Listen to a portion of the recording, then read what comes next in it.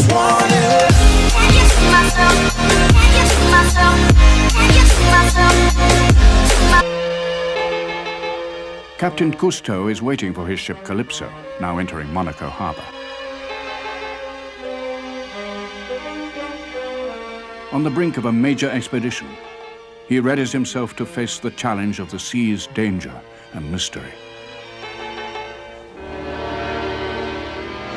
Attention, j'ai vu une gerbe à gauche. Ah, derrière vous à droite là.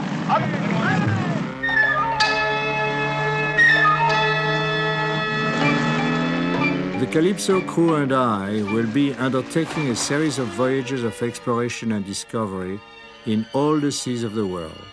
We will endeavor to save magnificent creatures threatened with extinction. We will study the behavior of all forms of life that thrive in the sea. We will try to trace the history of the oceans in fossil rocks dating back millions of years.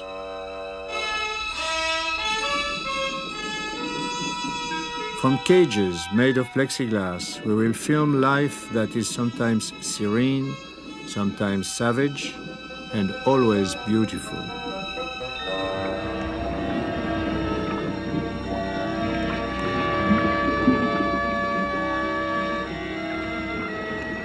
We will explore the graveyards of the sea where sunken ships slumber in search of scientific riches more precious than shipwrecks' gold.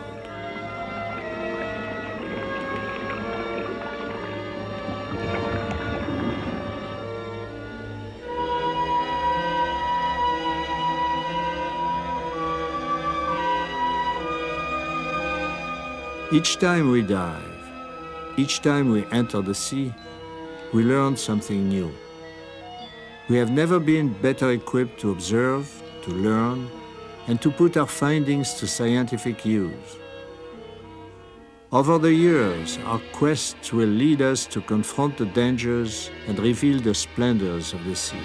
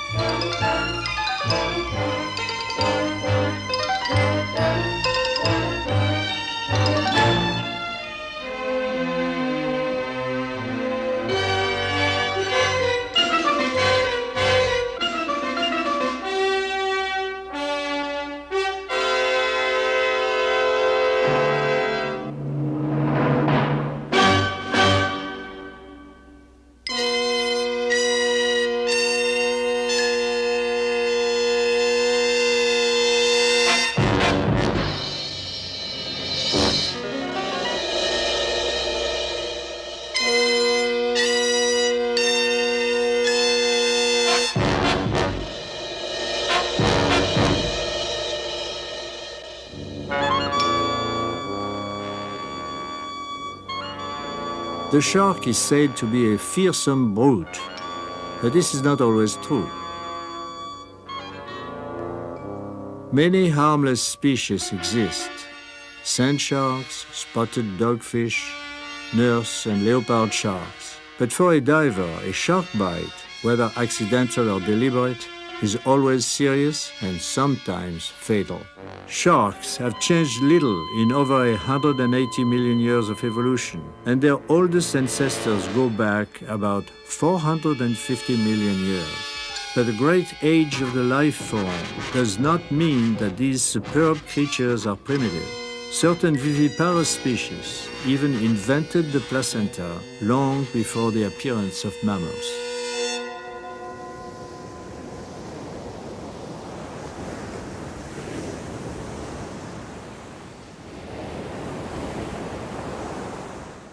When you are diving and meet a shark, what do you do? There is no definite answer to that question. There are many kinds of sharks, and each kind behaves very differently according to influences we know little about. Several rows of razor-sharp teeth provide them with a deadly weapon. This tooth, for example, belonged to a very large, dangerous shark of a species still living today. But much larger similar teeth are to be found in sedimentary layers. They are fossil teeth from huge sharks extinct since many million years ago. Divers in their nightmares may dream about such monsters looking probably like this model.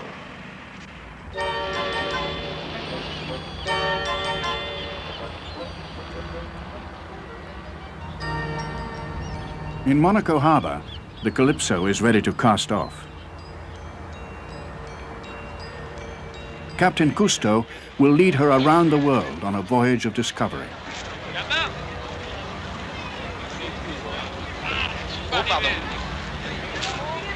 The men and gear are on board.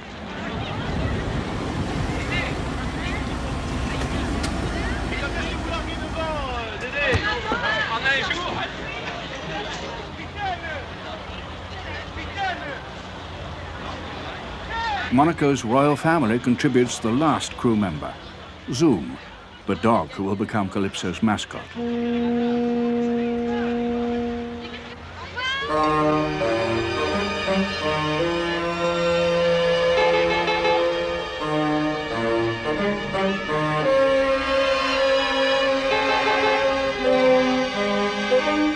The Odyssey begins as sea voyages have always begun, with a contagious sense of excitement and fanfare.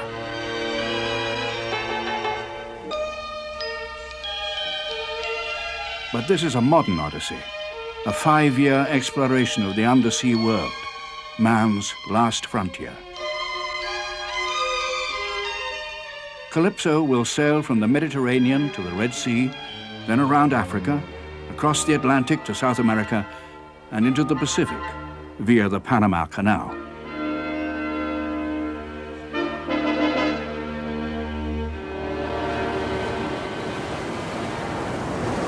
March 10th. Calypso is heading for a small island in the Red Sea where we hope to find sharks. Ok. C'est prêt, tu as quoi? Elle est prête, comment ça va? For all her 400 tons, the ship carries only 28 men. Each must be an expert in more than one field. Divers like Bernard Mestre and Roger Chopian double as photographers and mechanics. Other divers are engineers, marine biologists, archaeologists, or navigators. We have few rules and no uniforms, only the red cap, the traditional hat for hard hat divers. On descend en bas avec un morceau de poisson. On appâte. On émiette le poisson de manière à... Each dive is planned in advance so that the film director Philippe Cousteau and the head diver canoeing can coordinate the shooting. The divers are experienced but young because of the stamina needed to sustain prolonged journeys beneath the sea. The Calypso divers will be using gear specially designed by the Cousteau team. It features a streamlined casing, headlamps for night diving, chest-mounted pressure regulator to facilitate breathing during underwater work, and radio sonar telephone systems enabling communication between divers and with the Calypso. Serge Foulon is wearing the 85-pound aqualung invented by Cousteau, which really opened the world of the deep to humanity.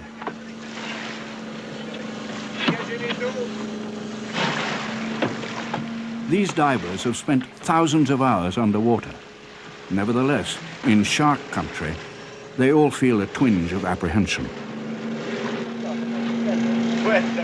A new device gets the divers into the water, the chute.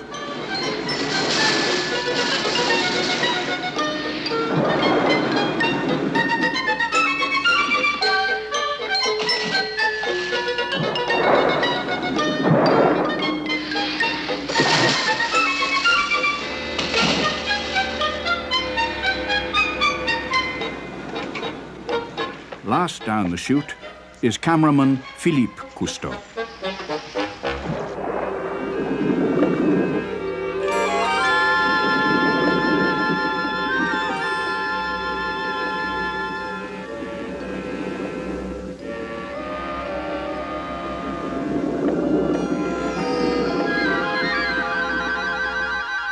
We have begun our search for sharks. We do not know yet where they will come from or what attracts them most. But we are assuming that fish in the process of feeding will create pressure waves that should soon attract shark.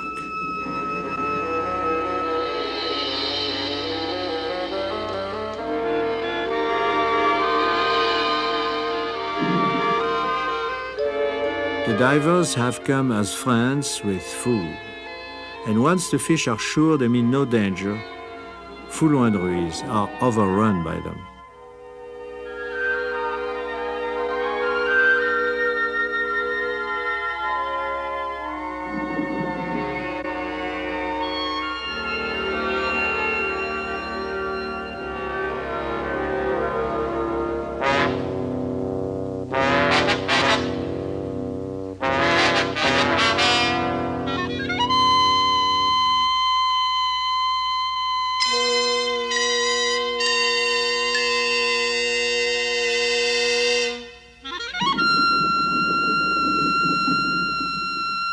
The white-tip shark swimming here does not have a very good reputation.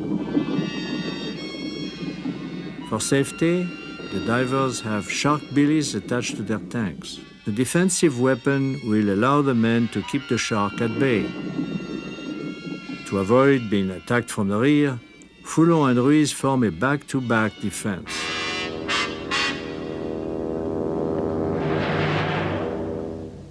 With as few movements as possible to avoid arousing the shark's interest, they begin their climb back to the surface. A ticklish maneuver. Once they leave the ocean floor, they are vulnerable to attack from beneath.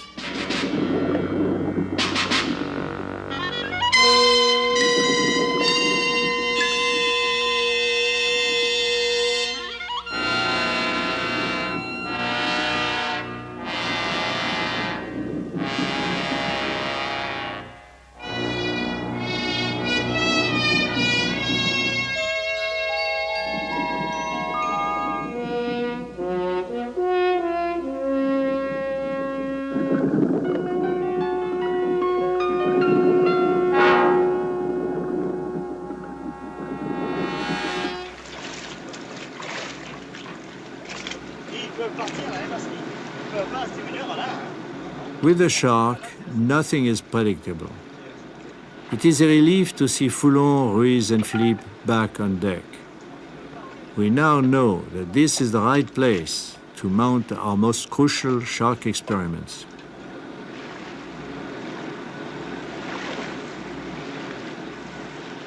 Aboard the Calypso at Cousteau's invitation is an authority on sharks, Dr. Eugenie Clark, an ichthyologist, founder of Florida's Cape Hayes Marine Laboratory. She has come to observe and to experiment with sharks in the open sea. Recently we have met a white-tip Albi marginatus that was at least 13 feet long. I think it's rare. Yes. And you say even the little ones are aggressive. Yes, more than the big ones. You know, in dashing from one point to the other with tremendous speed. Philippe had quite a specialty, to find himself with a shark under each arm, a live one. Now, people say, oh, it's a small shark because a shark is about that big. A shark that big can take a mouthful bigger than any big dog. And people are afraid of dogs that big. They can take almost nothing. A shark the same size can take a pound of meat. March 25th. Experiments begin. Most specialists agree that sharks are attracted by blood. But if there is no blood, what signals an alien presence to them? Sight, sound, or smell?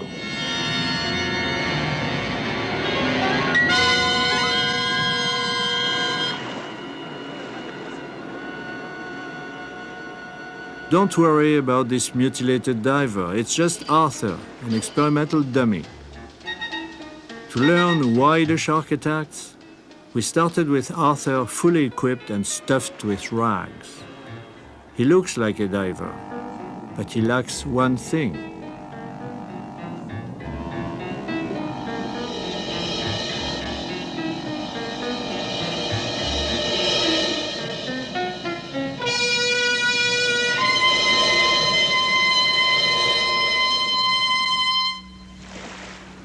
As sight has not motivated an attack, we will test scent.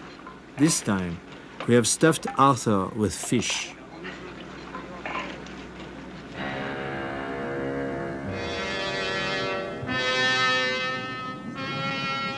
But the animal is always cautious. His brain analyzes all the factors that must be present before he acts. Warily, he stalks Arthur.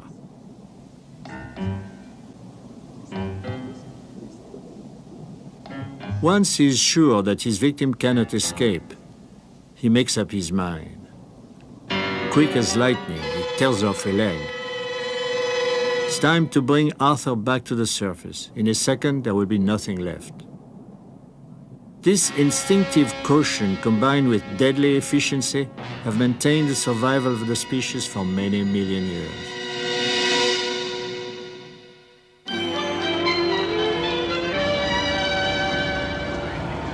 Today, we begin one of our most important assignments, to trace the migrations of various shark species. Are they sedentary, or do they travel from island to island, or ocean to ocean across great distances? Dans ici le Calypso. Un Calypso va mouiller là, ça marée, et c'est dans cette région-ci qui est un... In location over a reef, the divers will attempt to mark a wide variety of shark for later identification and migration observation. L'autre pour le caméraman. Head diver Canoë makes the tag team assignments. Ruiz will do the tagging, guarded by Foulon, while Philippe will film. It is vital that the tag be placed at a specific spot that will not injure the shark or impair its movements. Such a target area is at the base of the dorsal fin. C'est là que ça tient le mieux. Alors Canoë, montrez-nous quels sont les dispositifs de marquage qu'on a à bord. Depending on the circumstances, the divers will use a long spear or a short dagger to mark the shark. Barbed hooks with a red plastic tag attached will be placed in the hollow end of the spear. The detachable point must penetrate the shark's tough skin, reinforced by a multitude of tiny teeth. The red tags give date and location and bear requests that when found, they be returned to Cousteau's headquarters in Monaco. Pour le marquer d'un coup sec dans cette région-là. Ça a cassé, mais ça y est. Oui. Alors, avec l'autre, c'est la même chose. Très important. Allez. Au boulot.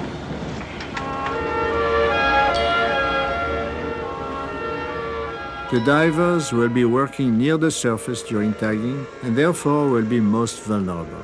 They have been provided with special anti-shark cages to which they can retreat in case of danger.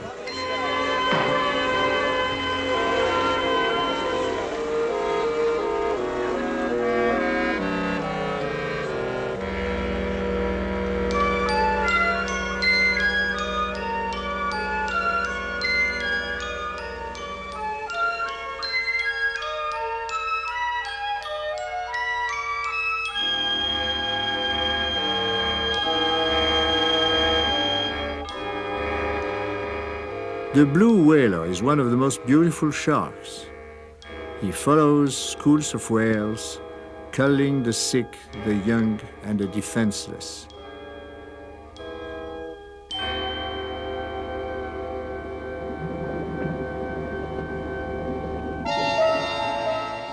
In the sea-diffused afternoon sunlight, a bullfight-like ritual has begun.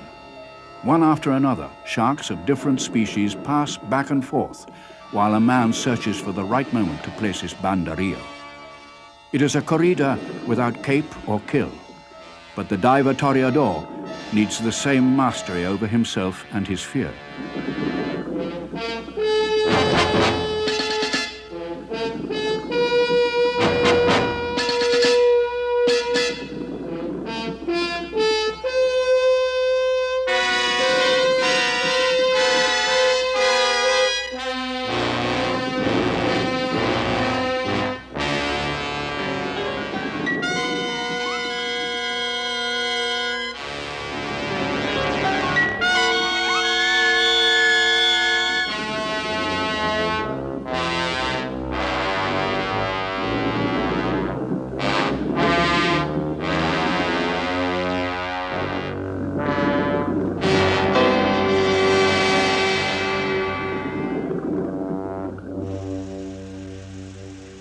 At night, the foredeck becomes a movie theater.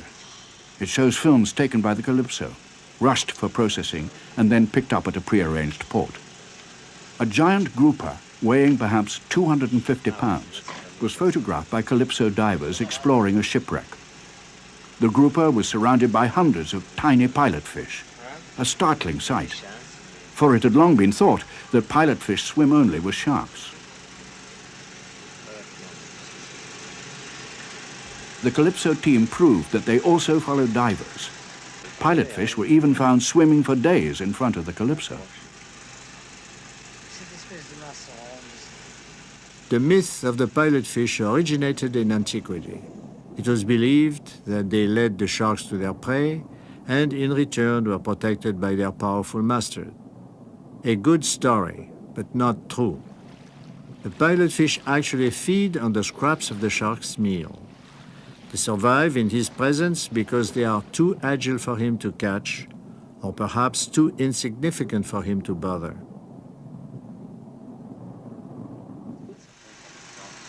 Refais ta boucle peut-être quand même.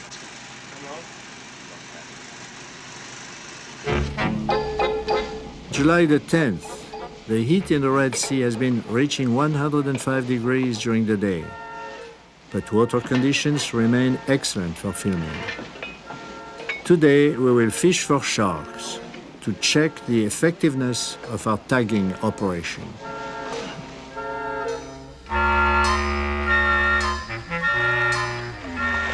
Foulon has noted that the tagged sharks are the bolder, more curious ones of the species, and therefore most likely to appear again. The boldness that brought the sharks close enough to be tagged will probably bring them in after bait.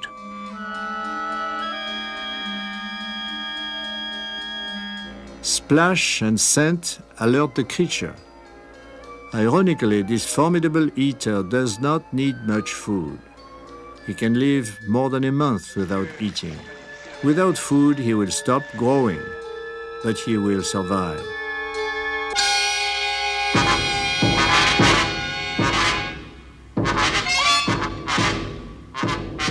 The killer is fragile.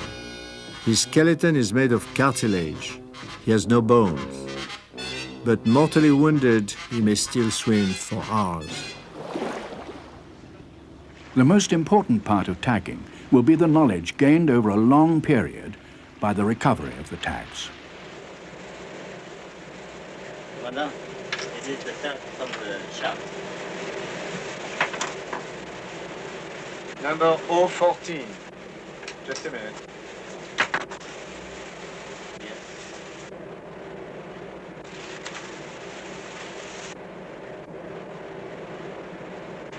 Now, 3 weeks ago, this was tagged 3 weeks ago, so that this shark is not swimming in the open ocean. He's living there around the reef. It's a sedentary shark. I think it's very important to have proven it. It will take a great many tag recoveries to begin to understand the migrating patterns of sharks.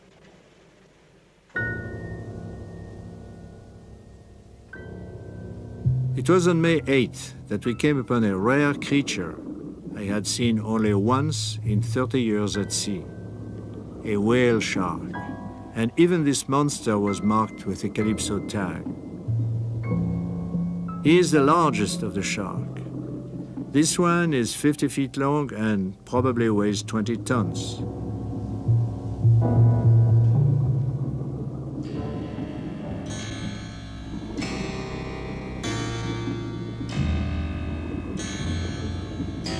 Despite his size, the whale shark is the gentlest of all sharks. The only food he will eat is plankton and small fish.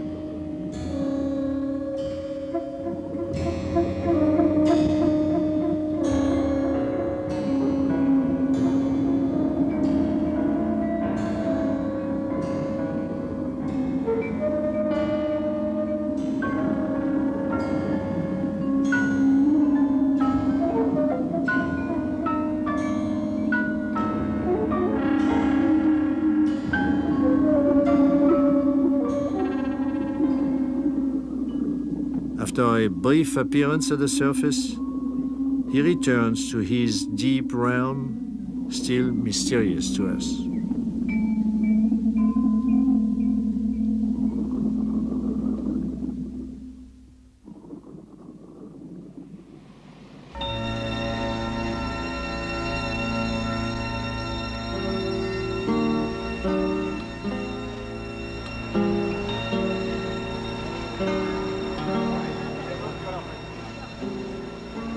August 20th. A month of sandstorms has clouded the water and made filming difficult. They have passed now, and we will return to shark-filled waters.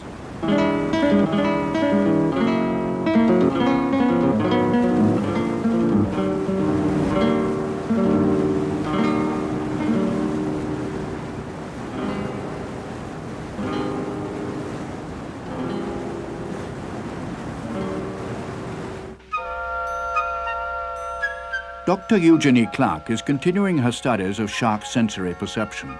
For aquarium work, she has perfected an ingenious method that she is about to try in the open sea, assisted by the Calypso divers. The method combines panels bearing striped targets, bait, and an auditory signal, and is designed to evaluate the relative importance of the shark's senses of sight, smell, and sound.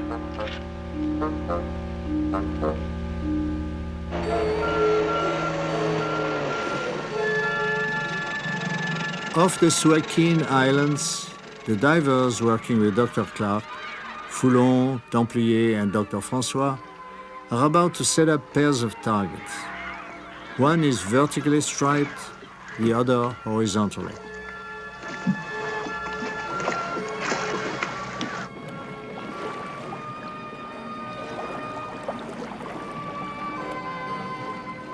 In some cases, the learning ability of sharks is believed to be comparable to that of a pet rat. If this is so, it should be possible to train them to come for food in response to visual clues. A fish is attached to the horizontally striped target. When the shark takes the bait, a diver triggers an auditory signal to show the shark that he chose the correct panel. The shark tends towards the vertically striped target, either for reasons of eye structure or because many fish display vertical stripes. After cautiously circling the vertically striped target, the shark finally takes his food from the target with horizontal stripes.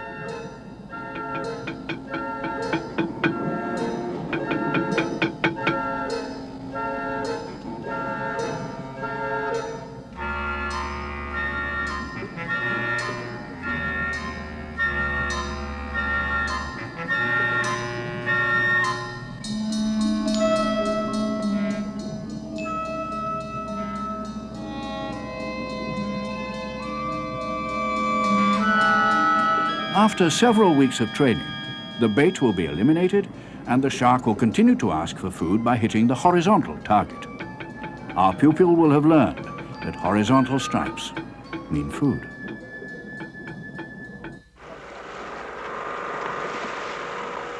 September the 12th. A giant cage topped by a plexiglass dome has been assembled by the engineers of the Calypso. The crew calls it the Squaloscope. It is a specially devised observation chamber for studying the effect of sedatives on sharks.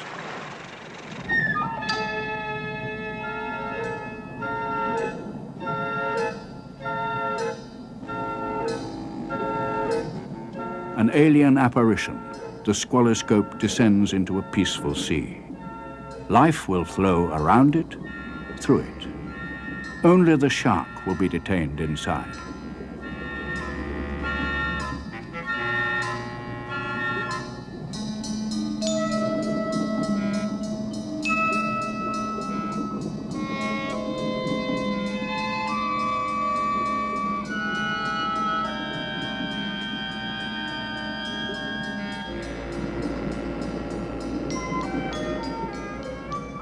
Working as a team, Foulon and Canoë set their trap.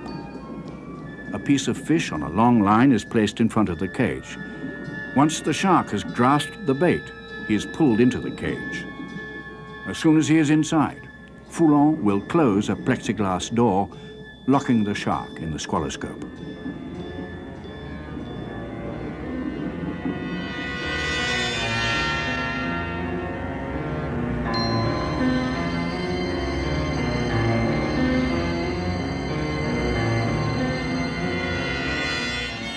To study a living shark at close range, he must be drugged. The divers are going to perform the first underwater tests on a new tranquilizer that researchers use when marking bears and other large animals. MS-222 is injected into the gills with a giant syringe. Will the tranquilizer be effective? And for how long?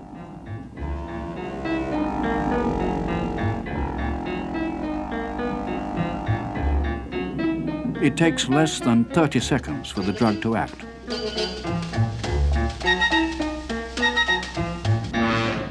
The shark that Canoë affectionately calls Gargantua is momentarily tamed. The divers expected that baiting the cage again would attract other sharks and bring them into the trap with Gargantua.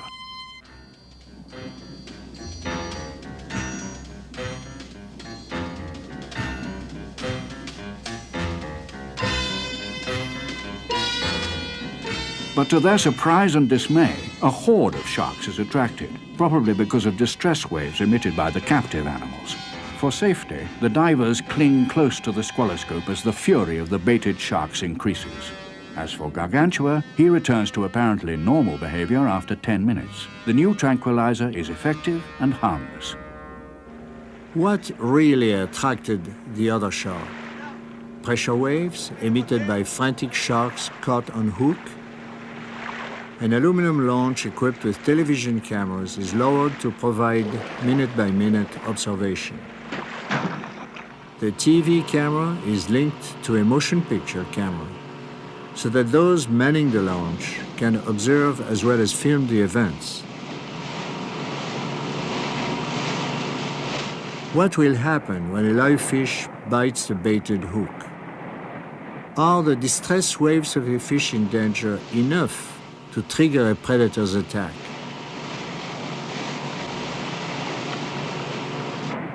Because the shark's flanks and head are dotted with nerve endings, his whole body is a large antenna wired for the reception of infrasonic impulses, even from great distances.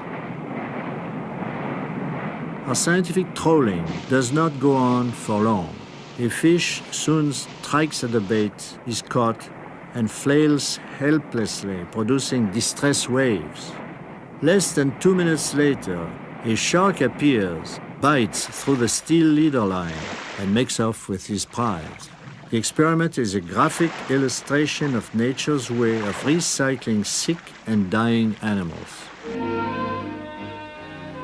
September 18th. Many myths have been dispelled.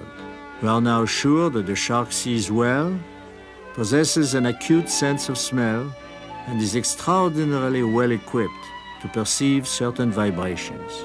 Normally, he hesitates to bite a creature whose behavior is unfamiliar to him. Nevertheless, there are hundreds of reports of sharks injuring swimmers. Now we will concentrate on the problem of protection from sharks. With a bait fish, Canoë makes a shark-repellent sandwich.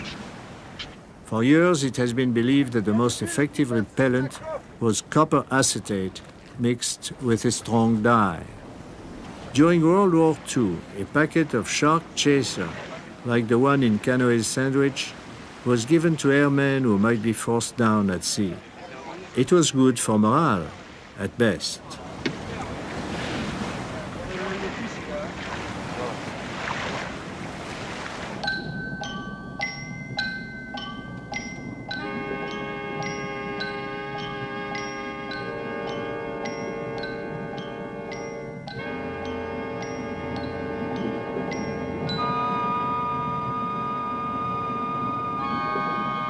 But we must bow to facts. The shark gobbles down heartily the copper acetate sandwich supposed to keep him away. We will now test a protection device based on another idea, isolating the shipwreck victim from the marine environment.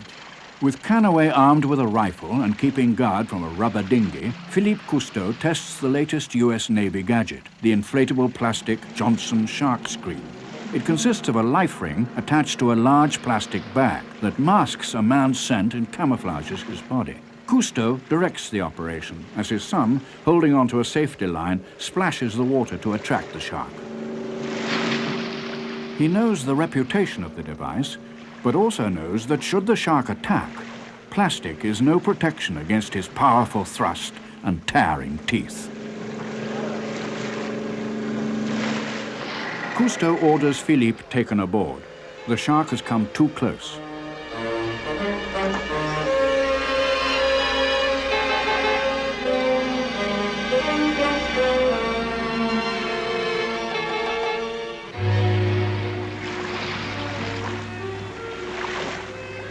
With the divers standing by in case of emergency, Cousteau approves a broader test.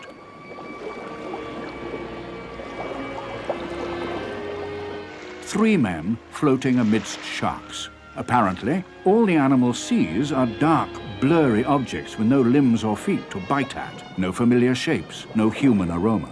The Johnson screen thus seems to be the only acceptable shark protection system now available.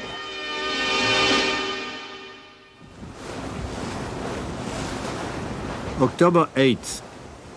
We have tracked the shark through the Red Sea, the Gulf of Aden, and the Indian Ocean. One major experiment remains to be tried. Informal conferences are held at dinner. It is one of the few times when virtually all the crew is gathered in one place. On this night, the divers, Dr. Clark and Captain Cousteau, discuss the problems of diving after dark.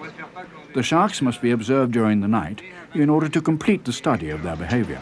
When we put our powerful 750 watt lamps on, I think they're crazy to just rush on the land. Once one shark gets up enough nerve to come in to something, it will, I think, excite the other sharks in the area and they'll join. Usually one shark starts first in a feeding frenzy, takes one bite, and something about the success of this shark then causes other sharks to get excited and come in too.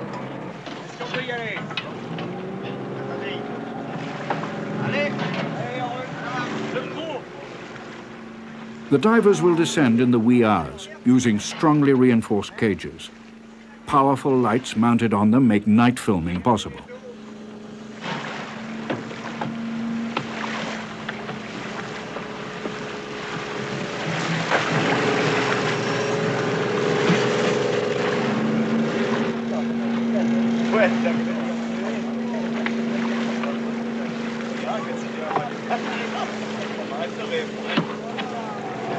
On peut y aller, Jean? On peut y aller?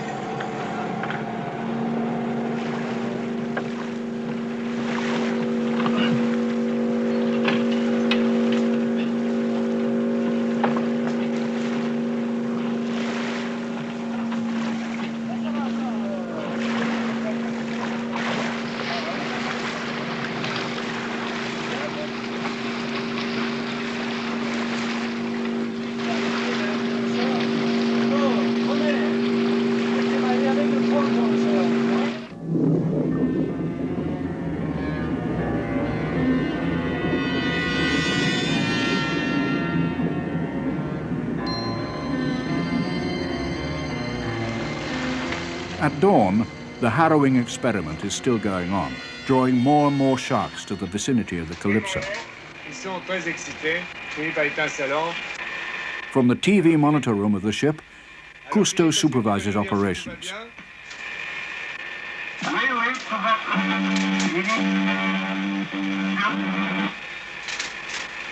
Oh là! Et il braque vers la gauche. Attention, un requin va... Using the underwater telephone, he maintains contact with the divers. The cage reaches the bottom.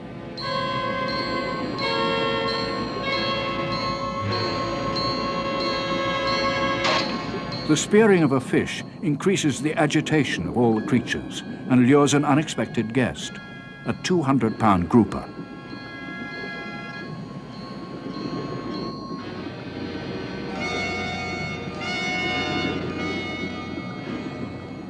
The incident ignites the desired explosion, a full-blown frenzy of sharks in the sea.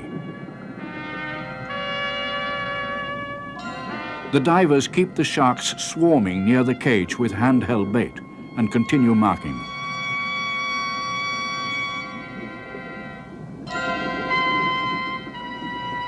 Once again, the boldest sharks are those that have already been tagged.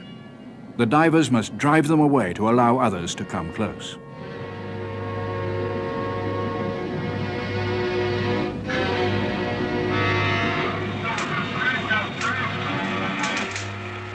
Répète, Philippe, répète. Bien reçu, bien reçu. The goal is to observe the feeding frenzy both underwater and on the monitors above. Is that one of the tagged sharks now? This one, yes, sure. You see the label below the dorsal fin. It's not unusual. We have tagged almost 120 sharks since February. And I think that in this area about 1 out of 3 is already wearing a label on its back. There's another one. Yeah.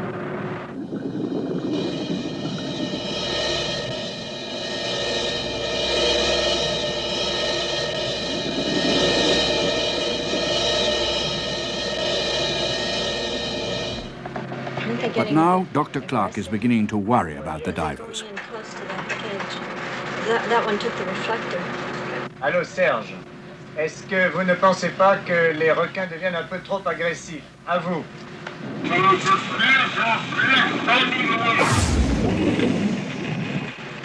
Bon, compris. Compris.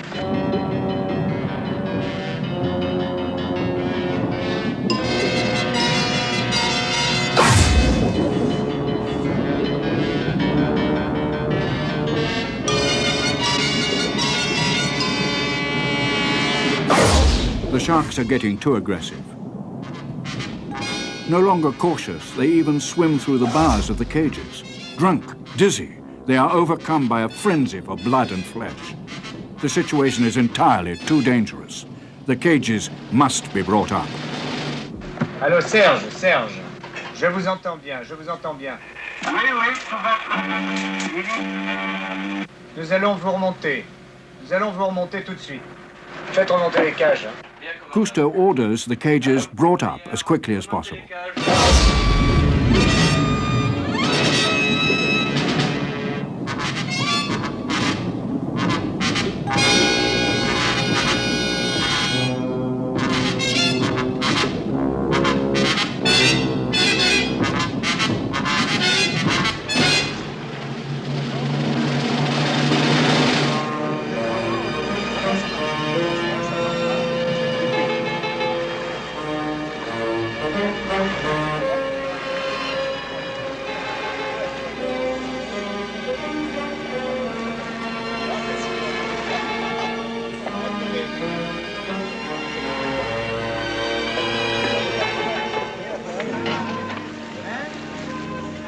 So ends our investigation of the shark.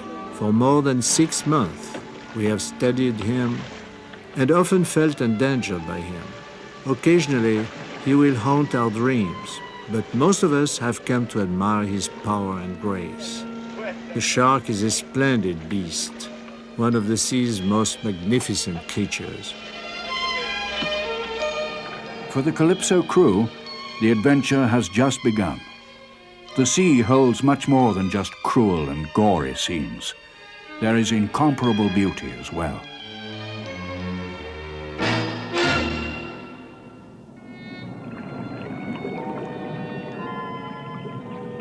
Captain Cousteau and his divers are now bound for new adventures. The next chapter in the Calypso log will be the coral jungle.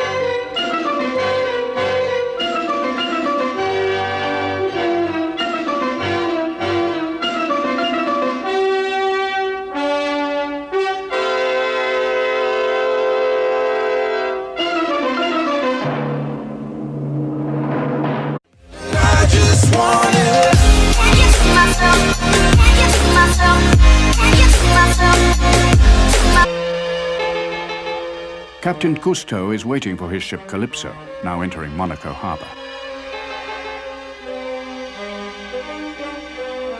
On the brink of a major expedition, he readies himself to face the challenge of the sea's danger and mystery. Attention, j'ai vu une gerbe à gauche. Ah, derrière vous à droite là.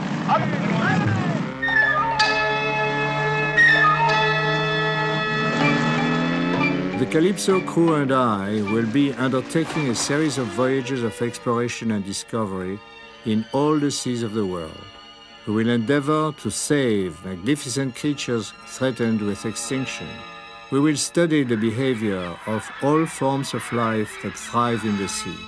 We will try to trace the history of the oceans in fossil rocks dating back millions of years.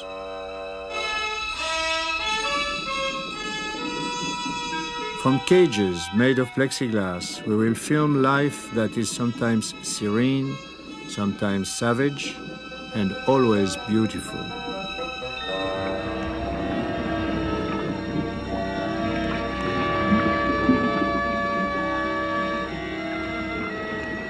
We will explore the graveyards of the sea where sunken ships slumber in search of scientific riches more precious than shipwrecks' gold.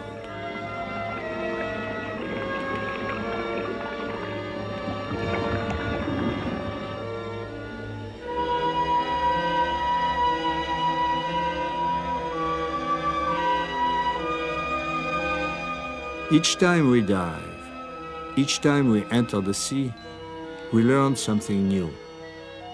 We have never been better equipped to observe, to learn, and to put our findings to scientific use.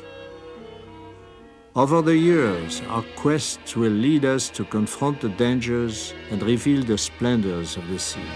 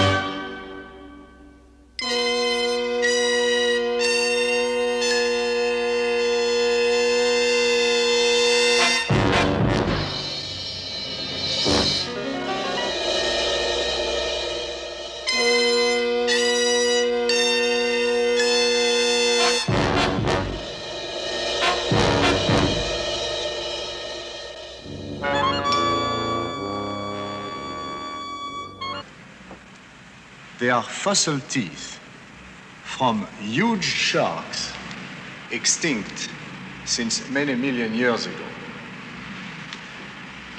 Divers in their nightmares may dream about such monsters looking probably like this model.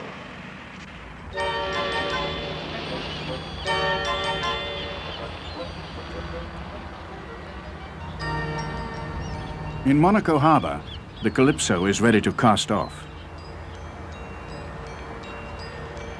Captain Cousteau will lead her around the world on a voyage of discovery.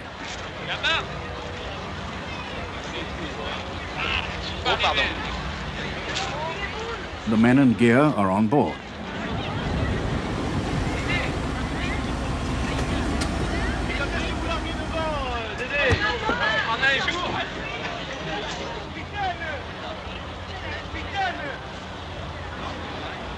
Monaco's royal family contributes the last crew member, Zoom, the dog who will become Calypso's mascot.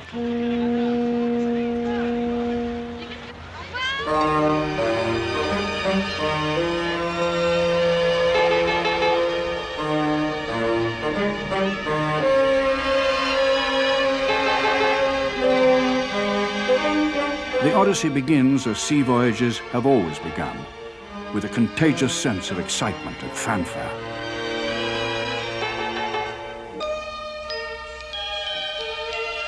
But this is a modern Odyssey, a 5-year exploration.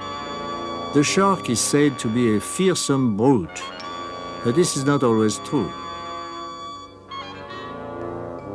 Many harmless species exist: sand sharks, spotted dogfish, nurse and leopard sharks. But for a diver, a shark bite, whether accidental or deliberate, is always serious and sometimes fatal.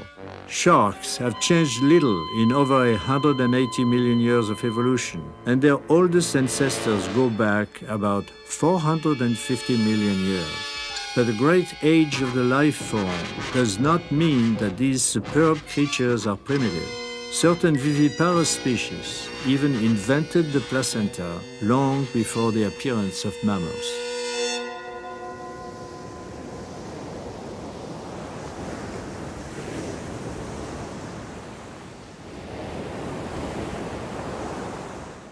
When you are diving and meet a shark, what do you do? There is no definite answer to that question. There are many kinds of sharks, and each kind behaves very differently according to influences we know little about. Several rows of razor-sharp teeth provide them with a deadly weapon. This tooth, for example, belonged to a very large, dangerous shark of a species still living today. But much larger similar teeth are to be found in sedimentary layers. Of the undersea world, man's last frontier. Calypso will sail from the Mediterranean to the Red Sea, then around Africa, across the Atlantic to South America, and into the Pacific via the Panama Canal.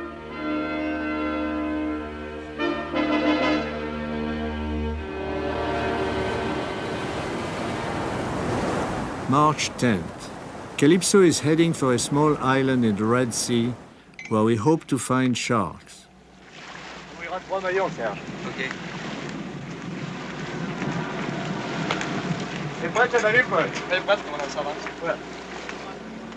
For all her 400 tons, the ship carries only 28 men. Each must be an expert in more than one field. Divers like Bernard Mestre and Roger Chopian double as photographers and mechanics. Other divers are engineers, marine biologists, archaeologists, or navigators. We have few rules and no uniforms, only the red cap, the traditional hat for hard hat divers. On descend en bas avec un morceau de poisson. On appâte. On les miettes de poisson de manière à... Each dive is planned in advance so that the film director Philippe Cousteau and the head diver canoeing can coordinate the shooting. The divers are experienced but young because of the stamina needed to sustain prolonged journeys beneath the sea. The Calypso divers will be using gear specially designed by the Cousteau team. It features